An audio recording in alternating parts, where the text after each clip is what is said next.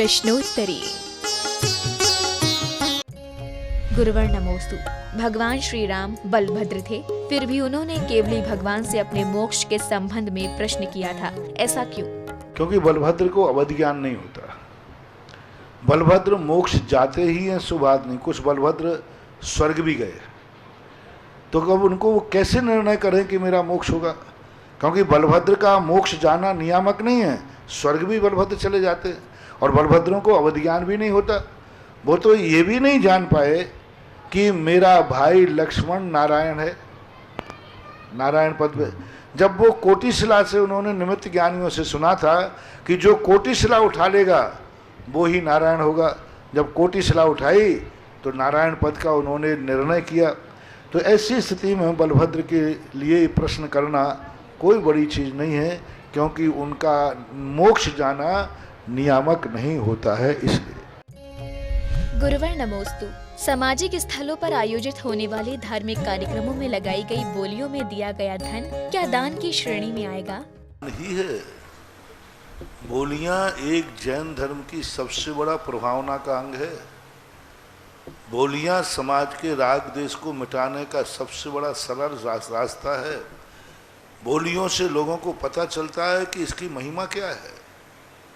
जो कंजूस, मिथ्या दृष्टि, अज्ञानी हैं, वे बोलियों को देख करके दांतों तले उंगली दबा लेते हैं कि ओहो, इस क्रिया की इतनी बड़ी कीमत।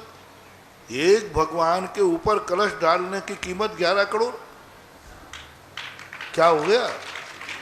सारे लोग दांतों तले उंगली दबा रहे। ये सवाल उसने बोली का नहीं हुआ, सवाल है उसने भगवान को सारे विश्व में आकाश में पहुंचा दिया। मिथ्या दृष्टि लोग समझने लगे अरे कोई दम है, नहीं तो 5 मिनट में एक कलश यूं किया और करोड़ों रुपया दे दे। पागलपन है क्या? बहुत बड़ी प्रभावना होती है बोलियों से। जब बोलियां बढ़ती हैं तो जो कंजूस और मिथ्या दृष्टि अज्ञानी होते हैं वे समझने लग जाते हैं। कहते हैं ना, जिस दुकान पर बड़े लोगों के लोग माल लेने जाते हैं तो वो कहते हैं मालूम ये दुकान कौन सी है? फलाने की दुकान है। तो ये जब बोलियां बढ़ती हैं तो इसके अंदर सारे लोग, जिनेन देव की महिमा बढ़ती है, धर्म की महिमा बढ़ती है और दुनिया उसकी कीमत समझती है। सबसे ज़्यादा मैं तो कहता हूँ गुप्त दान से भी ज़्यादा बड़ा दान है बोली का दान। गुप्त दान में तो मान कसाई के लिए निषेध किया है, बल्कि समंतभद्र महाराज ने तो स्पष्ट कहा गुप्त व्रत करना, गुप्त अपने आप में दान देना, पूजा करना, ये सम्यक दर्शन के एक अंग को नष्ट करते हैं, प्रभावना अंग को। गुप्त दान दे दिया 7 अंग तो पल जाएंगे, प्रभावना अंग नहीं बोलेगा। गुप्त व्रत ले लिया, पल जाएंगे। इसलिए उन्होंने कहा व्रत लेने के बाद उद्यापन करो, सारे जगत को बताओ कि मैंने व्रत किया है, सारे जगत को बताओ, रिश्तेदारों को बताओ, तब उद्यापन माना जाएगा। इसलिए गुप्त दान देने वाला व्यक्ति और जो उजागर दान देता है नाम बोल करके, बोली के साथ नाम देता है, पूज्यवर समंतभद्र अनुसार को पुण्य सबसे श्रेष्ठ लगता है। एक चुपचाप दान दे गया, उसका पुण्य प्रभावनांग खत्म हो गया। और जिसने नाम बोल करके दिया और बोली लगा के दिया, उसने सारे जगत को दिखा दिया कि धर्म के सामने हमारे लिए पैसे की कोई कीमत नहीं है। इसलिए बोलियां बहुत बड़ा प्रभावनांग है जो धर्म की महिमा बढ़ाते हैं, धर्म को ऊंचाइयां देते हैं। और जो बोलियों का निषेध करते हैं वे लोग धर्म का बहुत बड़ा निंदा करते हैं। कोई घाटा नहीं, बोलियों में खुला मैदान है, व्रत परिसंख्यान जैसा है। अब मुनिराज हार को कैसे निकले? उन्होंने कहा नियम लेके निकलो। अरे हार लेने ही है तो किसी एक श्रावक के चले जाए, विधि लेके क्यों निकलते हैं? राग द्वेष का परिहार।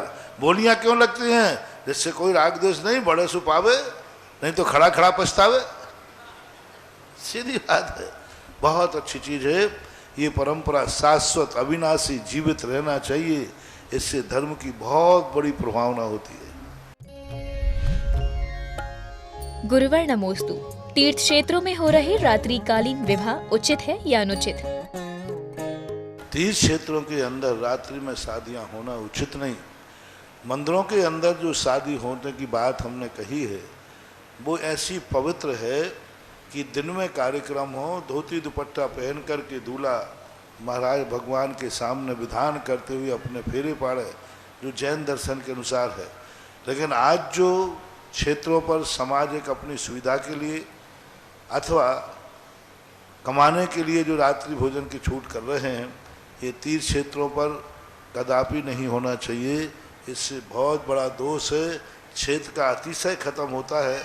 दूसरे तरीके से क्षेत्र की व्यवस्थाओं के पैसे को अर्जित किया जा सकता है। बहुत तरीके जहाँ जहाँ ऐसे थे, मैंने कहा भाई क्या बात है। बोले महाराज फिर खर्चा कैसे चला? हमने कितना खर्चा है? बोले महाराज हमारे यहाँ कम से कम 2 लाख रुपया खर्च हो जाता है साल भर में सब। मैंने कहा और आय कितनी हो जाती? बोले 1.5 लाख की हो जाती। 50 लाख रुपया तो हम इकट्ठा करते हैं। ठीक है, मैंने कहा आज से तुम शादी विवाह बंद करो, 5 लाख रुपया साल की इनकम मैं कराता हूँ। अब उनने तो सोचा तो ये फक्कड़ बाबा जी है, अभी हाल चुप हो जाएगा दान के, अभी 2 लाख का खर्चा बताएंगे महाराज। मैंने कहा चलो 5 लाख की गारंटी मेरी, खर्च तो 2 ही लाख है ना। तो कि महाराज फिर तो काम बन जाएगा। उन्होंने सोचा महाराज करेंगे कहाँ से? मैंने कहा ठीक है।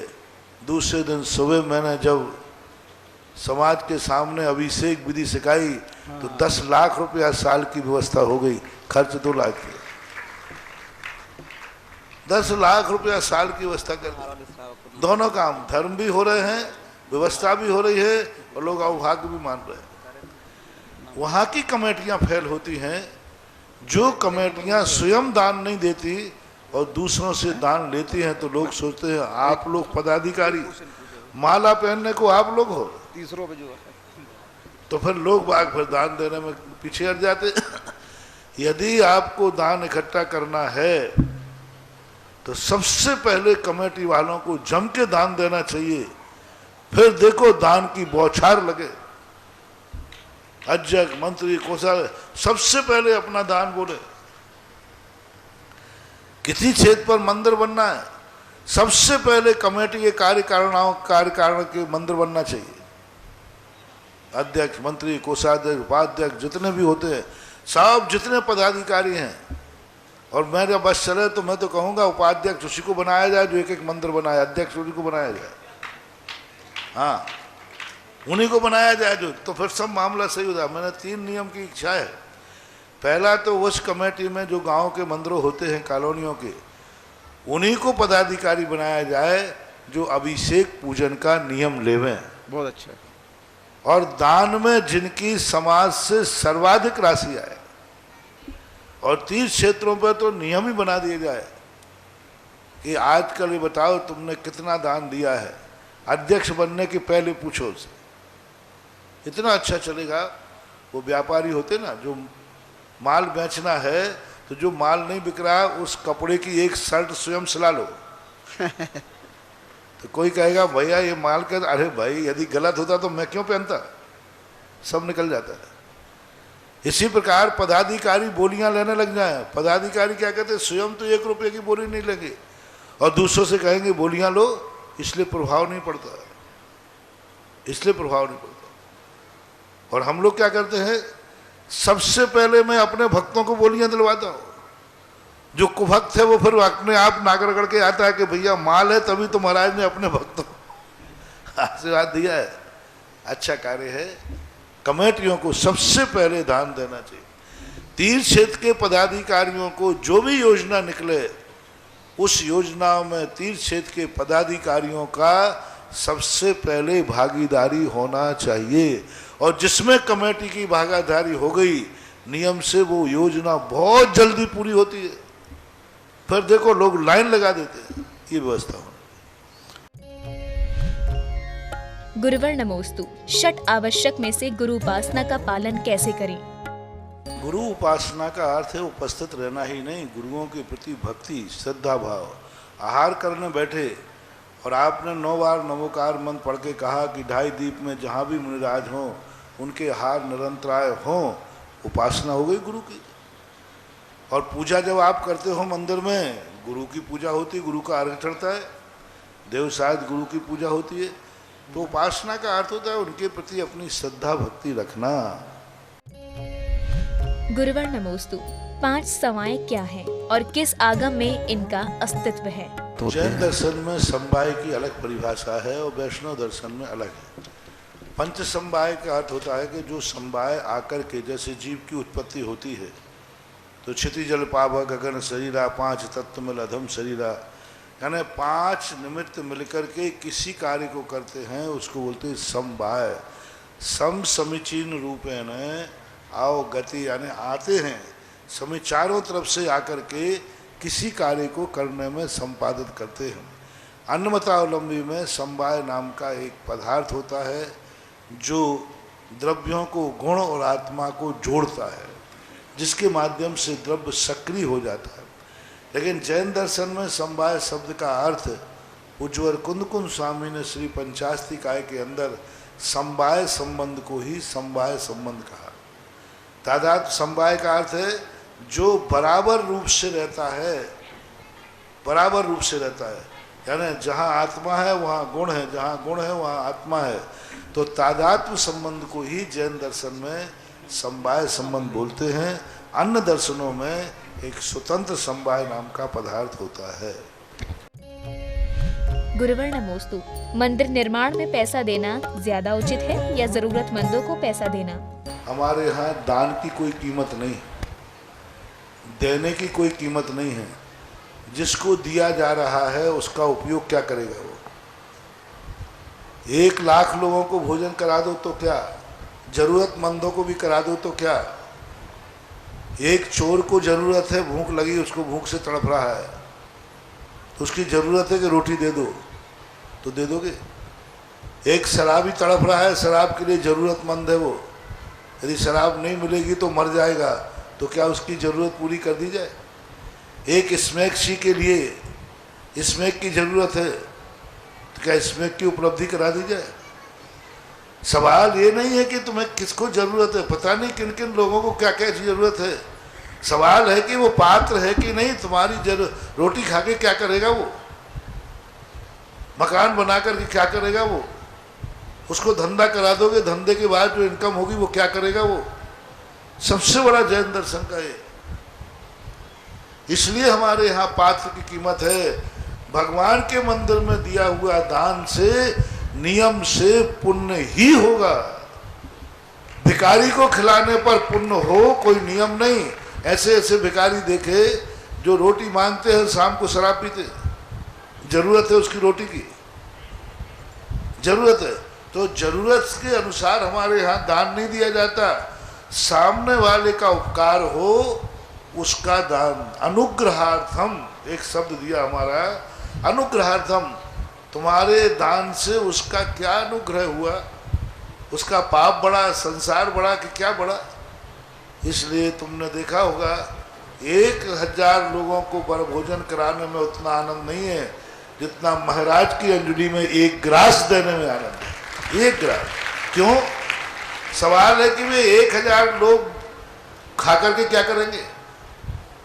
इसलिए पात्र को दान देना श्रेष्ठ है। सबसे पहले पात्र की आवश्यकता होना चाहिए, फिर बाद में ये दान आदि की परंपरा बाद में। गुरुवर नमोस्तु। पहाड़ों पर बने तीर्थ क्षेत्र का गौरव अलग ही होता है, ऐसा क्यों? पहला प्रश्न तो है कि जहाँ कहीं जाते हैं तीर्थ क्षेत्र तो वही कहलाते हैं जो पहाड़ों पर होते हैं। बुंदेलखंड में देखो हर तीर्थ क्षेत्र प्राय पहाड़ियों के ऊपर मिलते हैं, बहुत आए। राजस्थान में ये आपका बहुत बड़ी है कि राजस्थान में सब क्षेत्र जमीनों के ऊपर बने हैं। मात्र एक ज्ञानोदय तीर्थ क्षेत्र ऐसा बना। इसलिए मैंने कल कहा था ना कि सारे मंदिर ज्ञानोदय तीर्थ क्षेत्र के एक तराजू पर रख लेना और पहाड़ी के 72 जिनालय एक तराजू पर रख लेना, ये तीर्थ क्षेत्र की ध्वजा फहराएंगे। राजस्थान में कोई आके कहेगा कि पहाड़ियों पर जिनेंद्र देव कहाँ है, वस्तुतः पहाड़ों के ऊपर जो तीर्थ क्षेत्र बनते हैं, देखो आपने देखा होगा जितने भी तीर्थंकर हुए पहाड़ों से मोक्ष गए, जमीन में से नहीं गए ज़्यादातर। 1-2 को छोड़ देना, जैसे अपने महावीर स्वामी है पावापुर, प्राय और बैके हुंडा और सर्पनी दोष के कारण सारे तीर्थंकर पहाड़ चुनते। गिरनार देखो कितना बड़ा पहाड़ चुनो, क्योंकि पहाड़ों के अंदर की एक एनर्जी अलग होती है। पहाड़ों के ऊपर ध्यान तप करने से एक अलग प्रकार की स्थिति बनती है। वहाँ की वर्णाएं, वहाँ की एनर्जी एक इतनी जबरदस्त होती है कि वो सब के लिए बहुत आध्यात्मिक होती है। इसलिए पहाड़ों पर जो मंदिर बनते हैं, उन पहाड़ों के मंदिरों में पूजा करना, उन पहाड़ों के मंदिर में ध्यान करना, उन पहाड़ों के मंदिरों पर जाकर के निर्माण करना बहुत बड़ा, यानी पहाड़ के ऊपर मंदिर बनाने का अर्थ है वो मंदिर नहीं बना रहा है, एक तीर्थ क्षेत्र बना रहा है, एक तीर्थ बना रहा है। इसलिए ज्ञानोदय का तो भाग्य समझो या राजस्थान का भाग्य समझो कि पहाड़ी के ऊपर वस्तुतः, कहाँ राजस्थान में पहाड़ी पर मंदिर कौन से, अपना एक चौलेश्वर है वो वादास्पद पड़ा हुआ है, और कौन सा स्थान है पहाड़ियों पर नहीं बड़ा विशाल चीज से, तो छोटे मोटे हो तो पता नहीं, इतना बड़ा ज्ञानोदय तीर्थ क्षेत्र राजस्थान का मस्तक एक दिन इतना ऊंचा उठाएगा कि पहाड़ी और जमीन दोनों यहाँ पर हैं। और अब की तो जो योजनाएं आ रही हैं उन पर बनाने वालों की पीढ़ियाँ, और जब भी कोई यहाँ से ज्ञानोदय में आएगा वो एक ही बार कहेगा कैसे पुण्यात्मा थे, कैसे वे गुरु भक्त थे जो पहाड़ के ऊपर 72 जिनालय बना गए। आज भरत चक्रवर्ती की जो अपन पढ़ते हैं तो देख के दंग रहे, चक्रवर्ती ने अयोध्या में छोड़ करके, देखो चक्रवर्ती ने सबसे पहले 72 जिनालय बनाए।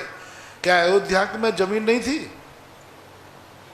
क्या अयोध्या में कहीं नहीं था? अयोध्या में बना देते, बनारस कहीं दुनिया में बना देते। भरत चक्रवर्ती ने युग के आदि में सबसे पहले 72 जिनालय के लिए क्या चुना? कैलाश पर्वत। अयोध्या के बाद कोई पहाड़ था पास में, कैलाश पर्वत पे क्यों? अयोध्या के अंदर एक बहुत बड़ी जमीन खरीद करके वहां 72 जिनालय बना देते। यानी ऋषभदेव के समय गणधर परमेष्ठी से पूछा कि हे भगवान, हम 72 जिनालय कहाँ बनाए, श्रेष्ठ भूमि कौन सी है? तो गणधर परमेष्ठी ने भरत चक्रवर्ती कहा, यदि श्रेष्ठ भूमि बनाते हो तो पहाड़ के ऊपर, कैलाश पर्वत के ऊपर बनाओ। यानी मंदिर के लिए सबसे बड़ी भूमि मानी जाती है पहाड़ की, अटवी की, पर्वत की। बहुत अच्छा उदाहरण आ गया। कैलाश अयोध्या के पास वो 72 जिनालय बन सकते थे, खूब जगह पड़ी थी, 12 योजन की अयोध्या थी, बड़े बड़े गार्डन थे, लेकिन नहीं, भरत चक्रवर्ती ने कैलाश पर्वत के ऊपर ही त्रिकाल चौबीसी बनाने का निर्णय किया। इसका अर्थ है पहाड़ी पर मंदिर बनाना एक अपने आप में असाधारण पुण्य है। यानी मैंने जो कहा वो मंदिर का ही पुण्य नहीं ले रहा है, वो एक तीर्थ क्षेत्र को बनाने का पुण्य ले रहा है। गुरुवर नमोस्तु। व्यक्ति को पूर्व जन्म का कुछ याद क्यों नहीं रहता? याद करने के लिए कुछ अच्छे काम करते ही नहीं, बुद्धि करते नहीं। हम तो यूज एंड थ्रू, एक विद्यार्थी पढ़ता है, परीक्षा के लिए पढ़ता है, तुम मंदिर आते हो, स्वाध्याय करते हो, अपने जीवन की जिंदगी के संबंध के लिए करते हो, परभव के लिए कुछ करो तो कुछ याद रहे। आपका तो सबका रोग है, जीवन के हैं 3 निशान, रोटी कपड़ा और मकान। हमारी जिंदगी कैसे चले इतना ही सोचते हो। आप ऐसी कौन सी क्रिया करते हो जिसमें ये भाव आता हो कि भगवान ये क्रिया मेरे अगले भाव में भी चले, हे भगवान मैं आपकी पूजा अगले भाव में भी करूं, हे भगवान मैं मुनि अगले भाव में भी बनूं, हे भगवान मैं हारदान अगले भाव में भी दूं, मैं जो स्वाध्याय आज कर रहा हूं कल भी करूं। अगले भाव के लिए क्रिया करें तो अगले भाव की भी याद भी रह जाता है, स्मृति भी रहती है, संस्कार भी रहता है। हम लोग तो बस यूज एंड थ्रू, बस अपनी जिंदगी चलती रहे, बस कल किसने देखा, ये भाव होते हैं। आजकल के लोग परीक्षा के समान अपनी जिंदगी जी रहे हैं, जैसे विद्यार्थी परीक्षा के लिए मात्र पढ़ता है, उसके बाद से उसको कोई लेना देना नहीं है।